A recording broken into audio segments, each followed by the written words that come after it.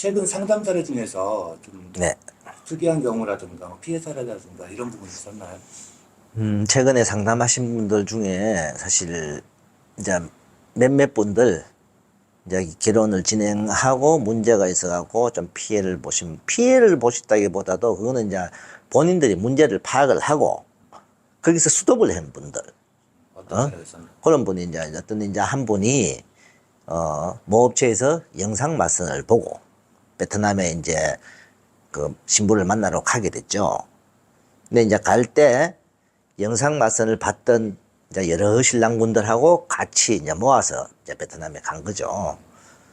그 이제 가서 이제 신랑분들 여러 명을 가서 이제 베트남 현지에 가서 전부 다 그 여성들을 다 만났을 거 아니에요. 만나다 보니까 본인이 100% 만족을 못하는 상황이 오죠. 실제 영상 맞선과 실제 보는 자체가 다르니까. 근데 이제 업체에서는 이미 컨택이 되고, 간 걸로 이제 이렇게 간주하기 때문에 도착을 하자마자 바로 여성분한테 바로 청혼하고, 이렇게 진행을 막 바로 시켜버리는 거예요. 그러니까 한 명이 가는 게 아니잖아요. 예를 들어서 두 명도 아니고 아주 한 달이면 한 달 동안 이렇게 다 모아서 여러 명이 가는 거예요. 대여섯 명이. 그 정도 대여섯 명에서 한 10명 사이까지 뭐 많을 때는 그 정도 되는 걸로 알고 있어요. 뭐 들 때는 두 달 모아서 가기도 하고 이렇게 하니까 업체에서는 이제 좀 한꺼번에 다 처리하면은 경비도 적게 들고 하니까 그래서 이제 갔는데 뭐 신랑분들한테 바로 여성분들한테 바로 청혼하라 하고 막 쭉 하니까 막 비행기 타고 도착해서 정신없이 막 밀어붙이니까 신랑분들이 정신이 멍한 거예요. 그 시킨 대로 보통 신랑분들이 사실 와서 보면은 업체에서 시킨 대로 해요. 그래갖고 청혼하고 뭐 옆에서 박수 치고 뭐 사진 찍고 뭐 막 하니까 뭐 결정된 걸로 해갖고 이제 막 하니까 신랑도 멍하죠. 그래서 이제 그렇게 하고 자기들은 아니다 뭔가 이상하다 막 생각이 들면서 밖에 나와서 이제 좀 담배를 피우면서 이 생각을 하는 거예요. 야 이거 아닌데. 바로 얘기하면 되잖아요, 업체에다가. 근데 실질적으로 저희 신랑분들도 이렇게 와서 하는 말이 그래요. 비행기 타고 도착해서 여기 날씨도 갑자기 덥고 이렇게 하니까 좀 멍한 거예요. 그래서 저희들도 맞선을 이제 보다 보면은 본인이 마음에 드는 신부 있으면 미리 이야기하세요. 해도 이야기를 못 해요. 신랑분들이. 근데 이야기를 못 하면서도 제가 이제 신부를 보낼 사람은 보내고 이제 이렇게 진행을 하는데도 모든 신랑분들이 그런 분들이 많아요. 저한테도. 저는 멍해가지고 뭐가 뭔지 모르겠습니다. 근데 그나마 그래도 사장님이 알아서 이렇게 골라주시니까 이렇게 처리하고 이렇게 하니까 자기들은 그나마 다행이다 이렇게 생각을 하고 나중에 이제 시간이 2시간, 3시간 이렇게 몇 시간 지나고 나면은 그나마 이제 사람이 정신이 돌아온단 말이에요. 이제 이 현지 날씨도 적응이 되고 잠시 그러니까 그때서는 이제 본맛선 볼 때 그나마 좀 이제 깊이 생각을 할 수 있고 이제 이런 시간을 충분한 시간을 줘야 되는데 여기는 도착해서 한두 시간 안에 막 후다닥 끓어버리니까 그래서 이제 본인들이 밖에 담배를 피우면서 옆에 신랑한테 야 이거 아닌데 좀 생각을 해봐야 되는데 이 사이에 벌써 신부들은 결정됐으니까 뭐 다음 진행 갑니다 하고 신부들 보내버리고 어디 갔냐 하니까 이제 병원 검사 보냈대요. 그리고 뭐 신랑분들은 자기들끼리 야 이거 좀 깊이 다시 생각해야 되는데 하는 사이에 신랑분들 뭐 어디 좀 가야 되니까 따라오세요 하고 또 데리고 가고 그리고 뭐 좀 있으니까 뭐 식장으로 갑니다 하면서 가서 식 올려버리는 거예요. 그 당일에 가는. 당일날 했다고 하더라고. 근데 조금 이미 이제 한국에서 이 업체는 이미 영상 말씀을 보고 결정을 해갖고 왔다 이거죠.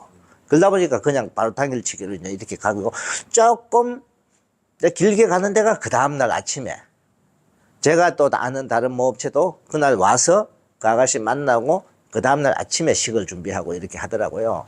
그래도 그 다음날 아침 같으면 그나마 생각할 시간이라도 충분히 하룻밤이 좀 있으니까 그나마 덜한데 그러다 보니까 식 올려버리고 하니까 아닌데 그러면서 끌려가 버린 거예요. 근데 가면 결국은 뭐냐면 이 신랑분들은 혼자 생각만 자꾸 하지 업체 사장한테 이야기를 못 해요. 그러다 어떤 신랑분들은 아이고 뭐 할 수 없지 하고 그러고 좀 거기서 또 좀 대담하게 과감하게 좀 이렇게 이야기할 수 있는 신랑은 자기 마음에 안 든다 다시 하자 뭐 이렇게 해서 또 급하게 또 막 새로 이렇게 와 신부들 몇 명 데리고 와서 또 맞선 보고 막 이렇게 하는데요. 하는데 이제 또 이게 어떤 상황이 오냐면요. 자, 여러 명이 와서 진행을 하는데 다른 사람들은 이미 선택이 돼 버리잖아요. 근데 그 중에 한 명이나 선택이 안 되면은 이 한 명은 다른 사람한테 미안한 거예요. 그렇지. 그러면 자기 한 사람 때문에 스케줄이 막 꼬여버리는. 꼬여버리니까 그러다 보니까 그때 그분도 저한테 하는 말이 다른 분도 막 자기들 때문에 미안한지 막 빨리빨리 선택을 해버린대. 그러면서 그분도 같이 나중에 밖에서 담배 하나 피우면서 대화할 때는 야, 이거 이렇게 돼도 되나? 이런 말을 막 하는 거죠. 그래서 이제 문제는 그다음부터가 문제예요. 이분이 이제 그렇게 지내고 하루 뭐 시내 관광 가고 이렇게 한 이틀, 3일 지나다가 한국을 돌아가요. 돌아오게 되면 다시 생각을 하는 거예요. 그렇지. 차분하게. 네. 다시 생각을 하는데 이분들도 또 중간에 문제가 있는 게 뭐냐면 영상 말씀 보고 오는 분들은 대부분이 최근에 저한테도 이제 이렇게 상담을 많이 온 분 중에 영상 말씀을 봤다. 근데 다음 진행을 하려고 그러면은 중도금 이상이나 잔금을 내야 되는 거예요, 돈을. 그러면 베트남 오기 전에 이미 최소 반 이상 아니면은 거의 완부를 시키고 오니까 문제가 되는 거죠. 어젯밤에도 저한테 누가 상담 한 분이 왔었어요. 그분도 그렇게 이야기하는 거예요. 자기가 한 업체에 물어보니까 거기는 자기가 뭐 영상 말씀 보고 신부를 선택하고 계약금을 뭐 좀 또 많이 달라고 해 보니까 우리보다 더 많이 달라고 하고 베트남 가게 될 때는 중도금을 내고 가야 된다. 그러니까 벌써 이미 3분의 2 정도 돈을 내더래요. 그 3분의 1을 내고 자기는 가서 아니면 어떡하냐. 이 생각에 이제 사로잡히는 거죠. 근데 그분은 그나마 아직까지 아무것도 안 한 상태에서 그 업체하고 상담을 하고 이렇게 하니까 괜찮은데 그 앞에 분들은 이미 돈도 내고 가서 이제 만나서 진행을 하고 돌아왔는데 아닌 거죠. 그게 어떻게 됐습니까? 그래서 이분은 과감하게 업체에 자기는 파혼하겠다. 그리고 업체에서 뭐 요구하는 그 여성분에서 요구하는 미자료도 주겠다. 이 신랑분 좀 과감하더라고요. 좀 직업적으로 경제적으로 조금 나은 이제 어떤 직업을 가지고 있어서 그래서 그분이 좀 중간에 또 한 번 여성을 만나보러 갔답니다. 본인이 만나보러 갔는데 이제 아니다는 판단을 가진 거죠. 어떤 부분에서요? 자, 그 여성분의 사실 자녀가 있었어요. 자녀가 있는데 제가 지난번에도 이제 말씀드렸지 자녀는 최대한 그래도 나이가 10살 이상 이렇게 된 자녀하고는 결혼을 한 번쯤은 생각을 해볼 필요성이 있는데 나이가 어린 자녀가 있는 여성은 절대 안 하는 게 좋다. 그 이유가 뭐냐면은 첫째, 한국에 여성분이 와 있잖아요. 나이가 어린 자녀가 있는 분은 만약에 애가 아프다. 그날 밤에 잠 못 자요. 그는 부모로서 당연한 거잖아요. 특히 이게 베트남 여성들이 모성애가 강한데 그러다 보니까 그 다음날 바로 베트남 가면 안 되냐고 막 이런 말을 신랑한테 하는 거예요. 그런 부분에서 문제가 생긴다고요. 그리고 제가 아는 과거에 어떤 분이 애가 아프니까 그 다음날 신랑한테 베트남 갔다 오면 안 되냐 하니까 신랑이 안 돼요 한다고 신랑 회사 출근한 사이에 그냥 가버린 거예요 혼자. 그러니까 신랑은 화가 나서 한국 돌아오지 말라고 막 싸움이 벌어지는 거죠. 그러다 보니까 베트남에 가면 또 바로 옵니까? 뭐 애 좀 며칠 좀 몸 괜찮았다고 와요? 갔다 그러면 보름 한 달씩 안 오잖아요. 그런 문제가 터지고 가정이 등한시 될 뿐만 아니라 그 다음에 이 여성분은 오자마자 한국에 갈 때 뭐 아기를 같이 데리고 가야 된다는 말까지 하고 이렇게 했대요. 그렇게 되면은 데리고 바로 갈 수가 법적으로 없을 뿐만 아니라 저는 제가 신랑분들한테 재혼한 여성과 결혼할 때는 언젠가는 아기를 입양을 할 거라는 각오는 하시라고. 안 할 수도 있지만은 혹시 몇 년이 시간이 지나고 나서 그때 여성분이 입양 얘기가 나오면은 본인이 어느 정도 생각을 하고 있어야 그때 대처를 하지 전혀 생각을 안 하고 있다가 갑자기 자기 와이프가 입양 이야기가 나와요. 애가 전 남편의 애기는 입양 이야기 나오면은 결국은 가정 파탄이 일어나잖아요. 근데 처음부터 언젠가 몇 년 후에 나중에 언젠가는 내가 와이프가 잘하거나 이러면 그때 애기는 입양을 할 수도 있다는 각오를 하고 있으면은 그때 그런 이야기가 나오면은 그 사이에 자기 와이프가 얼마나 잘하는지를 판단했을 거 아니에요. 그러면은 진짜 본인이 생각할 때도 해도 되겠다 그러면 하는 거고, 그럼 좀 더 생각을 하자 이게 되는데, 처음부터 단서가 아기를 입양해서 같이 살아야 되겠다 그러면은요, 한국 와서 남편이 아닌 아기 엄마를 한국 오던 거예요. 그 애만 신경 쓰고 나중에 한국 와서 자 부부방, 아기방, 밤에 잠은 아기방과 잘 거예요 아마.